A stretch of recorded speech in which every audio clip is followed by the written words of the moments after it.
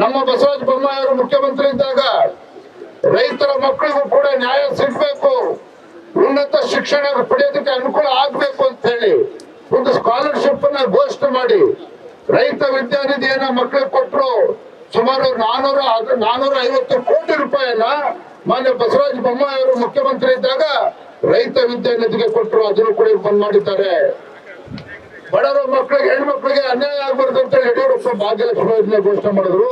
ಅದನ್ನು ಕೂಡ ಬಂದ್ ಮಾಡಿದ್ದಾರೆ. ಅಷ್ಟೇ ಅಲ್ಲ, ಏನು ಬಿಜೆಪಿ ಸರ್ಕಾರ ಇದ್ದಾಗ ಯಡಿಯೂರಪ್ಪ ಮುಖ್ಯಮಂತ್ರಿ ಅವಧಿಯಲ್ಲಿ ರಾಜ್ಯದಲ್ಲಿರ್ತಕ್ಕಂಥ ನಮ್ಮ ರೈತರು ಅವರು ಹಾಲಿಗೆ ಒಂದು ಪ್ರೋತ್ಸಾಹ ಬೆಂಬಲವನ್ನ ಕೊಡಬೇಕು ಅಂತ ಹೇಳಿ ಇವತ್ತು ಯಡಿಯೂರಪ್ಪನವರು ಇವತ್ತು ಬೆಂಬಲ ಬೆಲೆಯನ್ನ ಘೋಷಣೆ ಮಾಡಿದ್ರು.